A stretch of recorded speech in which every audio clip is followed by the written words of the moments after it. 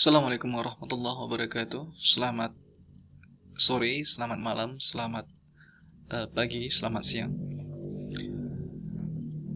Teman-teman sekalian, kali ini kita akan berdiskusi bagaimana cara memahami penelitian yang akan kita lakukan. Ketika melakukan penelitian, tentunya waktu tidak hanya dihabiskan dalam proses pengembangan sistem atau proses pencarian masalah. Semuanya itu penting, tetapi ada satu hal yang juga sangat lebih penting, yaitu bagaimana pemahaman terhadap penelitian kita sendiri. Sehingga kita bisa mengetahui di mana research position kita.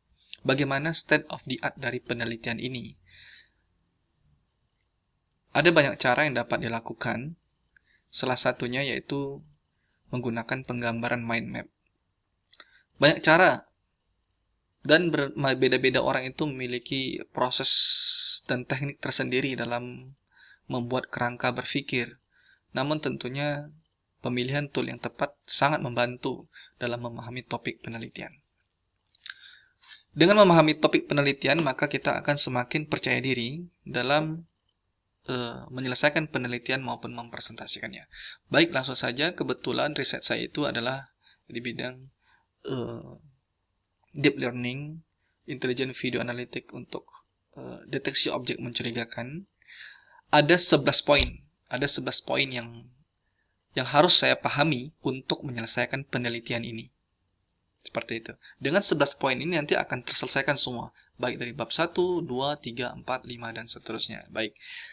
11 poin itu adalah kita hanya klik tanda ini. Kita klik OK. Maka akan muncul 11 poin. Yaitu pengelompokan mencurigakan itu meliputi apa saja. Kemudian kita juga harus tahu istilah relevan dari penelitian kita itu. Karena jangan sampai kita hanya menemukan kata-kata yang sesuai dengan penelitian kita, padahal istilah yang relevan itu banyak. Meskipun dengan istilah yang berbeda, maksud dari penelitiannya juga sama. Oleh karena itu kita harus mengetahui istilah relevannya. Selanjutnya kita harus mengetahui apa solusi atau pendekatan yang pada umumnya dilakukan biasanya penelitian terdahulu untuk menyelesaikan penelitian kita, seperti itu.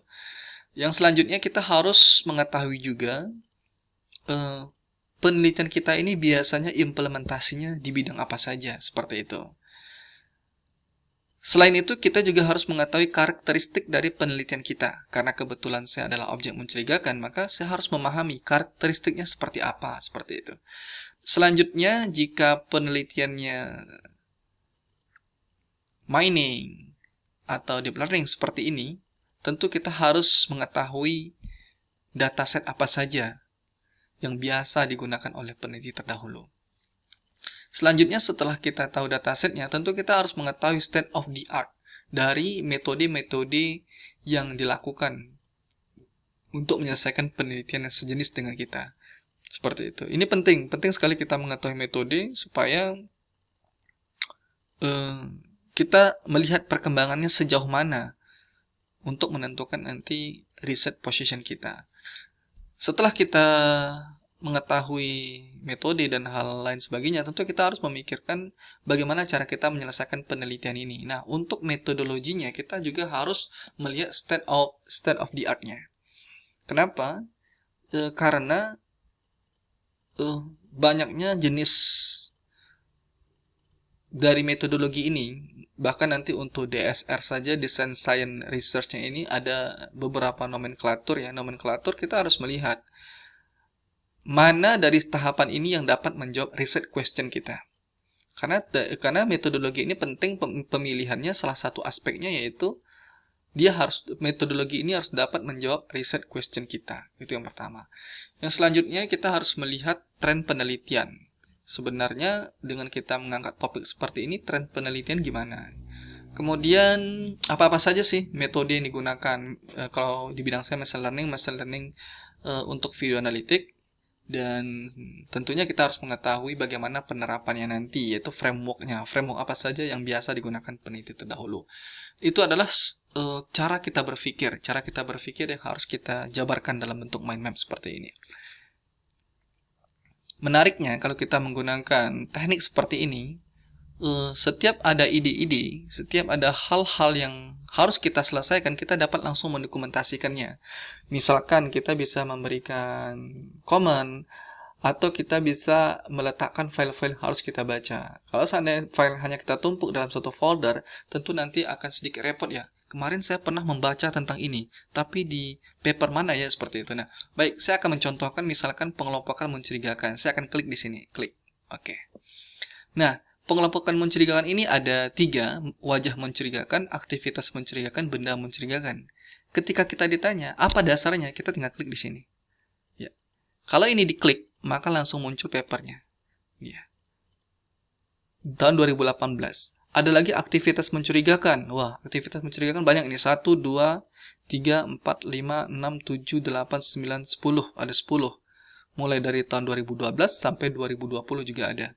Kemudian benda mencurigakan. 1, 2, 3, 4, 5, 6, 7, 8, 9, 10, 11, 12. Nah, artinya ketika kita sudah mendokumentasikan seperti ini, pada suatu hari kita lupa, kita tinggal klik filenya. Kita ingin baca benda mencurigakan itu apa saja. Kita bisa klik misalkan punya Tarusika Joshi, Suspicious Object Detection. Ketika kita klik, maka langsung filenya terbuka.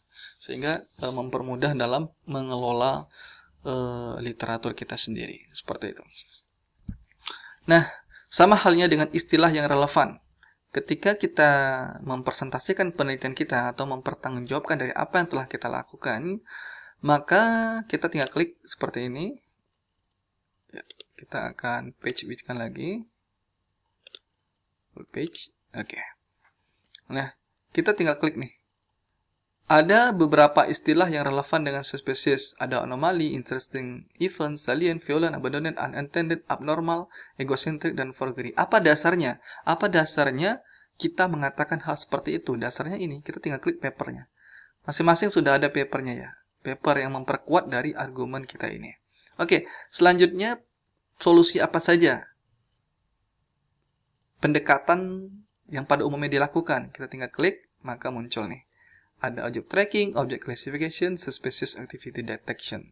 Kemudian kita bisa melihat dari analytic task ya, characteristics suspicious in public area, object detection dataset. Intinya semua ini sudah dibuatkan ya. Kita tinggal klik ya, tinggal klik, seperti ini. Kita klik, maka akan muncul semuanya. Page. Oke. Di sini kita juga bisa memberikan komentar. Nah, seperti ini komentarnya. Misalkan nanti ketika kita ditanyakan karakteristiknya seperti apa? Seperti ini.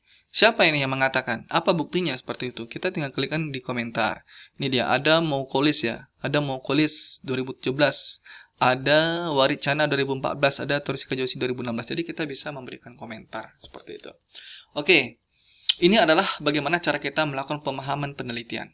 Selanjutnya tentu kita juga harus mempersiapkan pertanyaan-pertanyaan dan jawaban-jawaban yang sekiranya akan ditanyakan pada penelitian kita. Ini juga menarik kalau kita buat dalam konsep atau model seperti ini. Oke, sebelumnya saya ingin memperlihatkan dulu, misalkan ini tadi metodologi penelitian yang DSR ya. DSR ini saja ada banyak ini, ada banyak modelnya.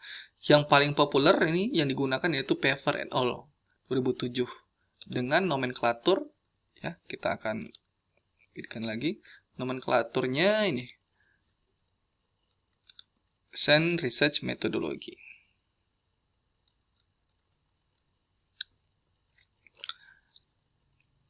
Oke. Setelah ini nanti saya akan memperlihatkan bagaimana cara kita untuk mengonsep kemungkinan pertanyaan yang akan muncul. Nah, ini ya.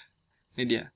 Banyak sekali cabangnya gitu. Pertama kita ke Pfeffers. Pfeffers ini elemennya apa saja, kemudian nomenklaturnya apa. Oke. Selanjutnya kita akan melihat bagaimana cara kita mempersiapkan pertanyaan dan jawaban yang sekiranya akan ditanyakan untuk penelitian kita. Rumus standarnya 5W1H. Ya, 5W1H kita akan klik di sini.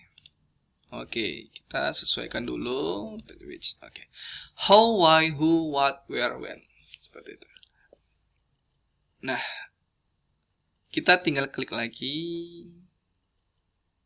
what, where, when, who, why. Kita spesifikasikan dan how. Oke. Nah, ini adalah pertanyaan-pertanyaan yang kemungkinan menurut kita akan dipertanyakan pada penelitian kita. Yang pertama misalkan, mengapa menggunakan sekian layer? Mengapa menggunakan YOLO? Mengapa memilih topik surveillance system? Mengapa menggunakan DSRM? Mengapa tesis mengambil topik deteksi objek? Mengapa penelitian tidak mengimprove metode? Mengapa kamu mengatakan deteksi objek mencurigakan termasuk sistem pengawasan? Nah, semuanya ada literatur. Ketika kita nanti menjawab, kita tinggal klik di sini. Ya, ini dia. Ini dasar kita, ada papernya. Kemudian juga ada komentarnya. Supaya kita tidak lupa, juga ada komentarnya di sini. Ya. Link Chou-Kong 2017, bentuk sistem pengawasan terdiri atas 5 stage. Salah satunya yaitu penelitian yang saya lakukan, seperti itu. Atau apa kontribusi penelitianmu? Nah, ini sangat penting ya, karena riset itu kan kontribusi ke ilmu pengetahuan gitu. Nah, apa kontribusi penelitianmu? Ketika kita memberikan jawaban, maka kita harus sudah menyediakan dasarnya. Jangan sampai apa yang kita katakan ini tidak memiliki dasar, kan gitu ya, supaya ilmiah.